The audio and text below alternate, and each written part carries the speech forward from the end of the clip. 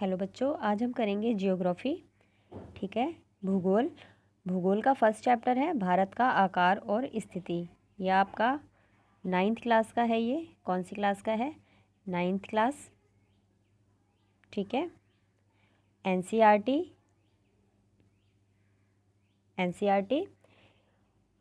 Chapter 1 है ये। ठीक है। भारत का आकार और स्थिति चैप्टर 1। पहला क्वेश्चन देखिए, एमसीक्यू में है और फिर उसकी व्याख्या भी करवाई हुई है। पहला क्वेश्चन देखिए, भारत किस गोलार्ध में स्थित है? तो भारत कौन से गोलार्ध में स्थित है? उत्तरी गोलार्ध में। कौन से गोलार्ध में स्थित है भारत? उत्तरी गोलार्ध में स्थित है भारत। देखो इस तरीके से ये पृथ्वी है। ठीक है। पृथ्वी, ये कौन सा गोलार्ध है? दक्षिणी गोलार्ध है ये। और ये कौन सा गोलार्ध है? उत्तरी गोलार्ध है। ठीक है। और जो भारत की स्थिति है वो इस तरफ है, तो अगर यहाँ पर ऑप्शन में उत्तरी पूर्वी गोलार्ध होता तब भी वो राइट आंसर होता। तो कौन सा है इसका? ये देखो भारत की स्थिति यहाँ पर है, तो ये कौन सा पार्ट बन जाता है? ये ऊपर वाला पार्ट है, तो उत्तरी गोलार्ध है ये। ठीक है। तो कौन सा हो जाएगा? ऑप्शन ए सही होगा, उत्तरी गोलार्ध।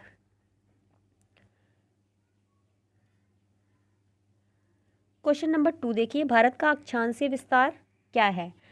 आपने अक्षांश और विस्तार के अक्षांश और देशांतर रेखाओं के बारे में पढ़ा होगा, जो काल्पनिक रेखाएं मानी जाती हैं।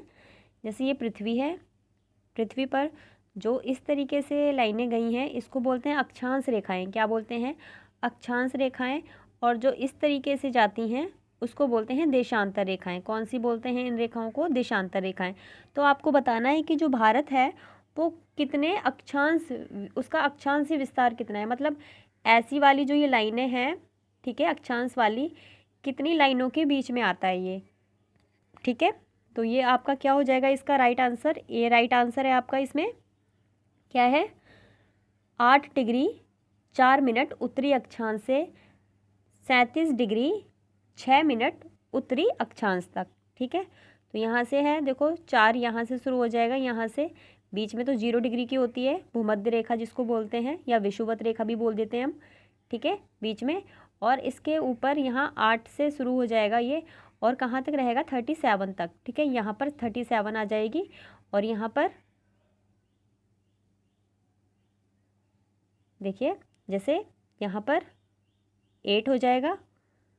ठीक है, और यहाँ 37 डिग्री, तो इसके बीच में पड़ता है ये भारत। ठीक है, ये भारत का अक्षांशीय विस्तार है। देशांतरी विस्तार बोलेंगे तो हम कैसे देखेंगे? ये वाली लाइनें देखेंगे। ठीक है, लॉन्गिट्यूड वाली लाइनें देखेंगे। और जो ये वाली लाइनें होती हैं उसको कौन सी बोलते हैं?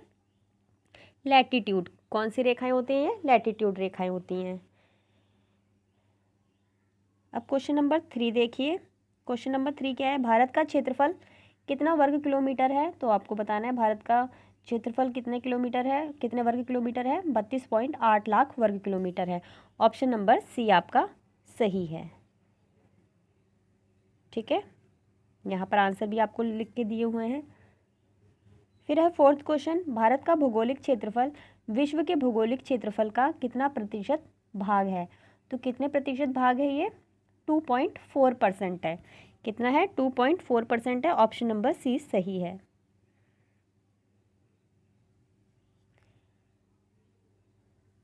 क्वेश्चन नंबर 5, भारत से विश्व के कितने देश क्षेत्रफल में बड़े हैं? मतलब कि भारत कौन से नंबर पे आता है? 7th नंबर पे आता है भारत। ठीक है, कौन से नंबर पे आता है भारत? 7th नंबर पे आता है क्षेत्रफल की दृष्टि से। तो इससे बड़े कितने हो गए भाई? 6 हो जाएंगे, क्योंकि ये तो 7th नंबर पे है भारत। ठीक है, तो इससे बड़े कितने हो गए? 6 हो गए। तो इसका आंसर क्या होगा? Option number B right answer है, 6। ठीक है, भारत से बड़े क्षेत्रफल की दृष्टि से कितने और देश हैं? 6। यहाँ पर देखो व्याख्या भी दे रखी है, कौन कौन से हैं वो? रूस, कनाडा, संयुक्त राज्य अमेरिका, चीन, ब्राज़ील और ऑस्ट्रेलिया।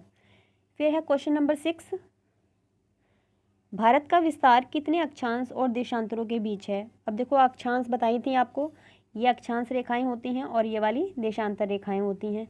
तो कितने अक्षांश और कितने देशांतर के बीच में पड़ जाता है? तो ये लगभग 30 के बीच में पड़ता है। कितने के बीच में पड़ जाता है?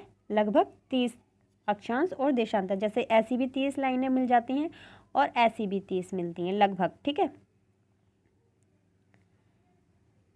आपको व्याख्या भी दे रखी है साथ के साथ। फिर है देखो क्वेश्चन नंबर 7, भारत का स्थलीय सीमा रेखा की लंबाई कितना किलोमीटर है? तो आपको बतानी है भारत की जो स्थलीय सीमा रेखा है उसकी लंबाई कितने किलोमीटर है, ठीक है। तो कितनी है ये? 15,200 किलोमीटर है, ठीक है। 15,200 kilometre. Option number B right है। फिर है क्वेश्चन नंबर 8, द्वीपों सहित भारत की समुद्री सीमा रेखा की लंबाई कितनी है? तो ये कितनी है आपकी?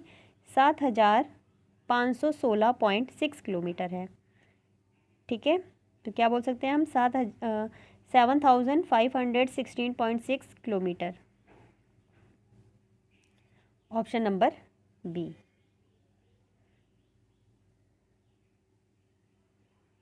क्वेश्चन नंबर 9, विश्व का मानक समय इनमें से किस रेखा पर निर्धारित किया गया है? तो किस पर निर्धारित किया गया है? देशांतर रेखा पर, ठीक है।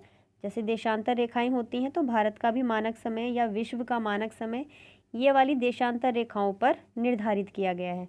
तो कौन सा होगा इसका answer? Option number A right answer है।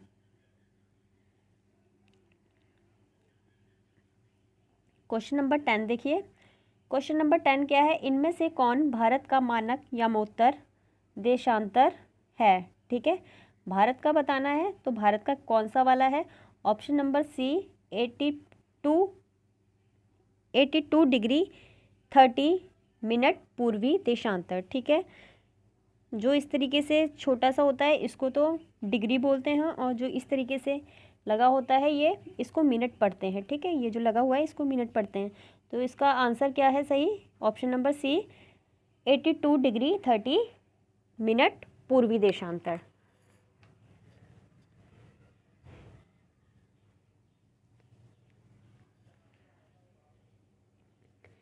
इसमें व्याख्या भी देखो दे रखी है। भारत का या मानक यमुनोत्तर कितना है? 82 डिग्री 30 मिनट पूर्वी देशांतर। यह देशांतर भारत के लगभग बीचों बीच उत्तर प्रदेश के मिर्ज़ापुर से होकर गुजरता है। कहाँ से? मिर्ज़ापुर से होकर गुजरता है। अंतर्राष्ट्रीय मानक समय 0 डिग्री देशांतर को माना जाता है जो लंदन से गुजरती है, ठीक है। 0 डिग्री है देशांतर की, वो कहाँ से गुजरती है? लंदन से गुजरती है। भारत का मानक समय अंतर्राष्ट्रीय समय से 5.5 घंटे आगे है, ठीक है। कितने घंटे आगे है भारत का समय लंदन के समय से? या अंतर्राष्ट्रीय जो मानक समय रेखा है उससे कितने घंटे आगे चलते हैं भारत का समय? 5.5 घंटे, ठीक है। 5 घंटे 30 मिनट आगे चलता है। फिर है क्वेश्चन नंबर 11, कर्क रेखा भारत के कितने राज्यों से होकर गुजरती है? तो कितने राज्यों से होकर गुजरती है? 8 राज्यों से होकर गुजरती है। कौन कौन से हैं वो राज्य? गुजरात, राजस्थान, मध्य प्रदेश, छत्तीसगढ़, झारखंड, पश्चिम बंगाल, त्रिपुरा और मिजोरम, ठीक है। ये आठ वो राज्य हैं जिनके बीच से होकर कर्क रेखा गुजरती है, ठीक है। भारत के बीचों बीच से होकर कर्क रेखा गुजरती है। इन वाले राज्यों को टच करती हुई जाती है वो। क्वेश्चन नंबर 12, स्वेज नहर यातायात के लिए कब खोला गया? तो ये स्वेज नहर कब खोली गई थी? 1869 में। कब खोली गई थी? 1869 में। ऑप्शन नंबर बी राइट है। व्याख्या देखिए। स्वेज नहर लाल सागर को भूमध्य सागर से जोड़ता है।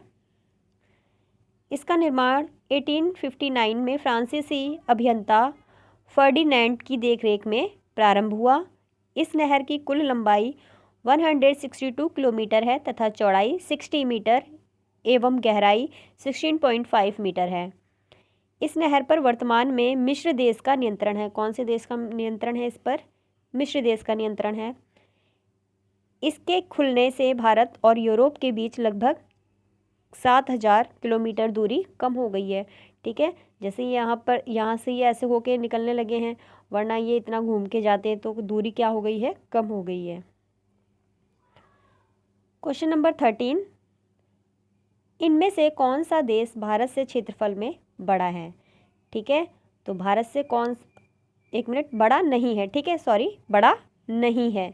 तो कौन सा नहीं है? श्रीलंका, ठीक है। अभी हमने ऊपर पढ़ा था, तो ये सारे तो भारत से बड़े थे, ठीक है। ब्राज़ील, संयुक्त राज्य अमेरिका, रूस, ये तो सब भारत से बड़े हैं। कौन सा बड़ा नहीं है? श्रीलंका। व्याख्या देखिए इसकी। क्षेत्रफल में भारत से 6 बड़े देश हैं, ठीक है। रूस 170.7 लाख वर्ग किलोमीटर है, कनाडा भी दे रखा है, ठीक है। फिर ये देख लीजिए आप, सबका क्षेत्रफल दे रखा है यहाँ, ठीक है। कौन सा कितना बड़ा है, उन सबका यहाँ दे रखा है।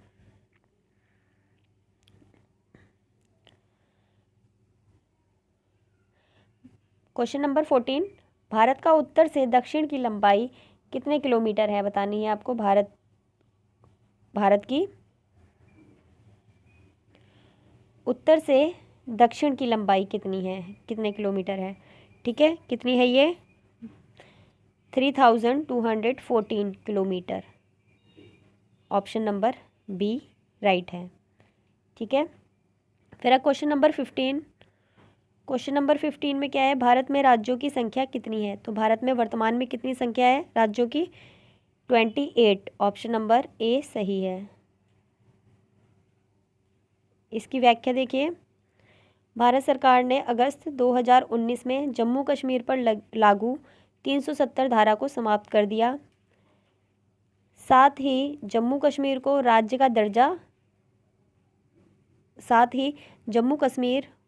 का दर्जा समाप्त करते हुए केंद्र शासित प्रदेश बनाया गया, ठीक है। अब जम्मू कश्मीर क्या है? केंद्र शासित प्रदेश है। जम्मू कश्मीर और लद्दाख दो नए केंद्र शासित प्रदेश बनाए गए। क्वेश्चन नंबर 16 देखिए। भारत किस महासागर के मध्य में स्थित है, ठीक है। तो भारत किस महासागर के मध्य में स्थित है? तो कौन से में है? हिंद महासागर में। ऑप्शन नंबर डी राइट है।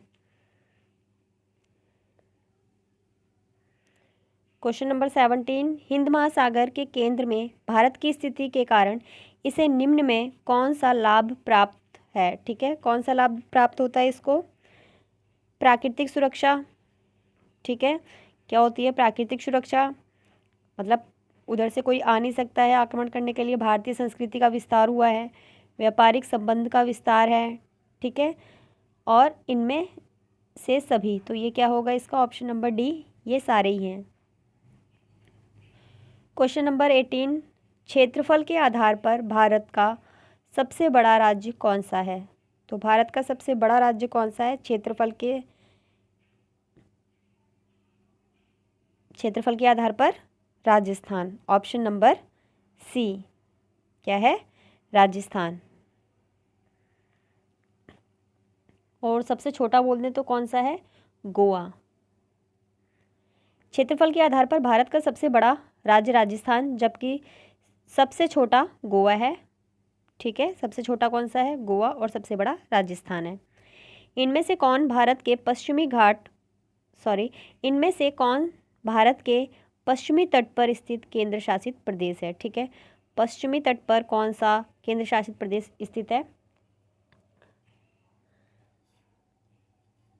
जैसे ये भारत है, ठीक है, ये भारत है, तो ये क्या है? पश्चिमी, और ये कौन सा होता है?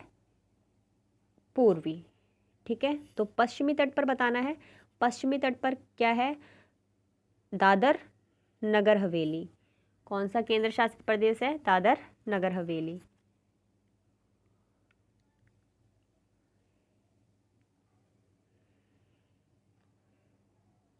इसकी व्याख्या देखिए। पश्चिमी तट पर स्थित केंद्र शासित प्रदेश दमन एवं दीप, दादर नगर हवेली और लक्षद्वीप। पूर्वी तट पर स्थित केंद्र शासित प्रदेश पुडुचेरी, ठीक है। आपको बता रखा है कि पश्चिमी तट पर कौन से हैं और पूर्वी तट पर कौन से हैं।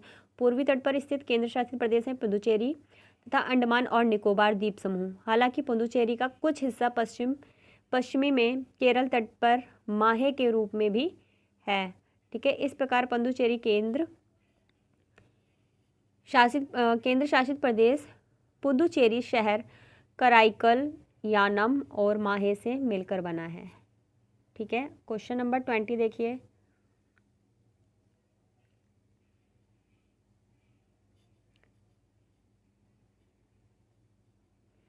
कर्क रेखा, क्वेश्चन नंबर 20, कर्क रेखा इनमें से किस राज्य से नहीं गुजरती? ठीक है, कितने राज्यों से होकर गुजरती है कर्क रेखा? भारत के 8 राज्यों से होकर गुजरती है। तो इनमें से किस राज्य में से होकर नहीं गुजरती है? तो वो कौन सा राज्य है? उड़ीसा। ठीक है, कौन सा है? उड़ीसा। भारत का आकार और विस्तार से आज आपको 20 MCQs करा दिए गए हैं। बाकी के इसी प्रकार आपको इसी चैनल शिक्षा के रंग पर करवा दिए जाएंगे। वीडियो अच्छी लगे तो आप वीडियो को लाइक कीजिए और अपने दोस्तों के साथ शेयर कीजिए। Thank you.